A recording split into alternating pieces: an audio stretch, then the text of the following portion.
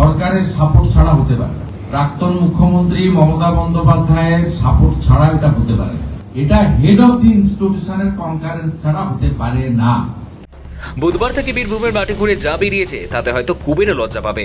যেদিকেই হাত দেয় শুধু টাকা আর টাকা, সঙ্গে কারি কারি শোনাও। এই এত কারি কারি সম্পত্তি একদিনে সম্ভব নয়। নেপথ্যে যোগ ছিল প্রাক্তন মুখ্যমন্ত্রী মমতা বন্দ্যোপাধ্যায়েরও। বীরভূমের অনুব্রত মণ্ডল ঘনিষ্ঠ পাথর সম্রাট টুলুর দুর্নীতির পর্দাফাশ প্রসঙ্গে মন্তব্য মুখ্যমন্ত্রী শুভেন্দু অধিকারীর। সরকারের সাপোর্ট ছাড়া হতে পারে না। প্রাক্তন মুখ্যমন্ত্রী মমতা বন্দ্যোপাধ্যায়ের সাপোর্ট ছাড়া এটা হতে পারে না। এত বড় র্যাকেট, এত দিন ধরে সবাই ইনভলভ রয়েছে।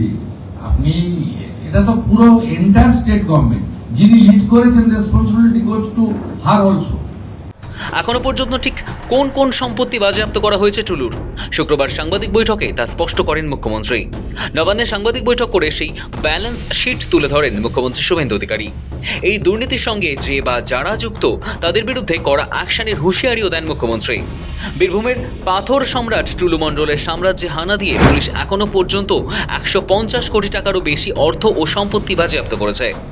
শুক্রবার নবান্নে রাজ্য পুলিশের ডিজি সিদ্ধিনাথ গুপ্তা এবং স্বরাষ্ট্র সচিব সংঘমিত্রা ঘোষকে পাশে বসিয়ে সেই পরিসংখ্যানী বিশদে জানান মুখ্যমন্ত্রী। একই সঙ্গে মুখ্যমন্ত্রীর অভিযোগ, স্রেফ রাজ্যের একটি জেলা থেকেই বেআইনিভাবে পাথর পাচার করে গত 15 বছরে সরকারের রাজস্ব ক্ষতি হয়েছে 15,000 কোটি টাকা।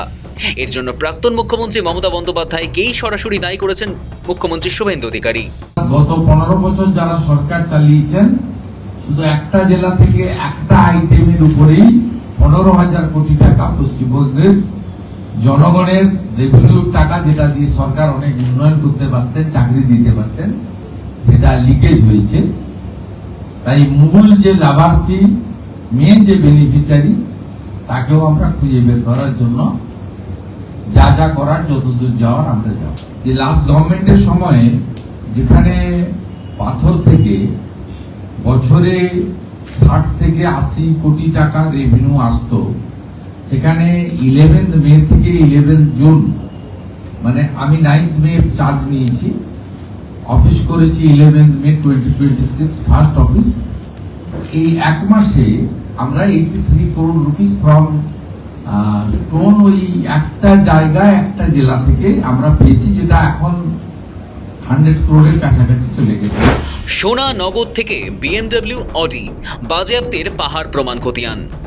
মিনার মণ্ডলের ডেরা থেকে উদ্ধার হওয়া নগদ 28,47,47,000 টাকা এবং 15 কেজি সোনা ছাড়া পরবর্তীতে আরও 53 লক্ষ নগদ, 268 গ্রাম সোনার গয়না, 400 গ্রাম রূপো এবং 23 গ্রাম প্ল্যাটিনামের গয়না মিলেছে।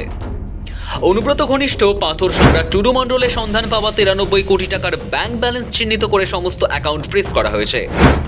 রাজকীয় বিলাসের অঙ্গ হিসেবে BMW অডি এবং 83টি ডাম্পার ট্রাক সহ মোট 242টি গাড়ি সিজ করা হয়েছে। এছাড়া 3টি পাথর খনি, 2টি ক্রাশার, 2টি পেট্রোল পাম্প, একটি ফার্ম হাউস, 7টি বাড়ি সহ মোট 21টি স্থাবর সম্পত্তি আইনি প্রক্রিয়ায় বাজেয়াপ্ত করার কাজ চলছে। নগদ গণনার 3টি যন্ত্র, একটি কম্পিউটার, 2টি পেন ড্রাইভ এবং বিপুল পরিমাণ ভুয়ো DCR, রোড চালান ও চেক বই উদ্ধার হয়েছে। অভিযানের সাফল্যের জন্য বীরভূমের পুলিশ সুপার, জেলা পুলিশ টিম এবং 24 ঘন্টা নজরদারি চালানোয় রাজ্য পুলিশের ডিজিকে ধন্যবাদ জানান স্বরাষ্ট্রমন্ত্রী তথা মুখ্যমন্ত্রী। পশ্চিমবঙ্গ পুলিশ যে তাদেরকে কাজ করার সুযোগ দিলে তাদের কর্মকুশলতা, দক্ষতা এবং তাদের ইন্টেলিজেন্সি লাগিয়ে তারা যে সমস্ত রকম সিন্ডিকেট, র্যাকেট, গভর্নমেন্টের রেভিনিউ লিকেজ এবং গভর্নমেন্টের আপনার প্রপার্টি এবং গভর্নমেন্টের মেশিনারিকে মিসইউজ করে বড় র্যাকেট চালাতে পারে, আবার সেই র্যাকেটকে যে পুলিশ ভাঙতে পারে, এটা প্রমাণ হয়েছে বীরভূমে। শীর্ষ নেতৃত্বের মদত ছাড়া এই কাজ অসম্ভব। তো মমতাকে আইন শৃঙ্খলা ও রাজ্য প্রশাসনের এই রদবদল প্রসঙ্গে প্রাক্তন মুখ্যমন্ত্রী মমতা বন্দ্যোপাধ্যায়কে সরাসরি নিশানা করেন শুভেন্দু অধিকারী। বলেন, 242টি বিলাসবহুল গাড়ি বা 300 বিঘা জমি একদিনে কেনা সম্ভব নয়। প্রতিষ্ঠান প্রধানের সম্মতি ছাড়া এত বড় অসাধু কাজ বছরের পর বছর চলতে পারে না। এর দায় প্রাক্তন মুখ্যমন্ত্রীর ওপরেই বর্তায়। সরকারের সাপোর্ট ছাড়া হতে পারে না। প্রাক্তন মুখ্যমন্ত্রী মমতা বন্দ্যোপাধ্যায়ের সাপোর্ট ছাড়া এটা হতে পারে না। কিন্তু একটা অর্গানাইজ বছরের পর বছর রেভিনিউ ফাঁকি দিচ্ছে। 243টা গাড়ি তো একদিনে কেনা যায় না। অডি BMW কেনা হচ্ছে, লুকিয়ে পকেটের মধ্যে রাখা যায় না। 300 বিঘা প্রপার্টি, 7টা বড় বাড়ি, ফার্ম হাউস একদিনে করা যায় না। ইটস অনেক দিনের, এটা মিনিমাম তো 5-7 বছর ধরে হয়েছে। এবং যারা সরকারে ছিলেন, এতে রেজিস্ট্রি অফিস ইনভলভ আছে, এতে মোটর ভেহিকলস ইনভলভ আছে, এতে লোকাল পুলিশ ইনভলভ আছে, এতে লোকাল পঞ্চায়েত ইনভলভ আছে, এতে আপনার মিনারেল কর্পোরেশন ইনভলভ আছে, ল্যান্ড ডিপার্টমেন্ট ইনভলভ আছে। হাইয়েস্ট লেভেল থেকে ডাইরেকশন না গেলে যে mister Mondal is our man, ওর দিকে তাকাবে না, তাই সবাই চোখ বন্ধ করে রেখেছিল। এটা হেড অফ দি ইনস্টিটিউশনের কনকারেন্স ছাড়া হতে পারে না। ইনস্টিটিউশনাল করাপশন তখনই হয় যখন হেড অফ দি ইনস্টিটিউশন নিজে করাপশনকে এনকারেজ করে, তখনই হয়।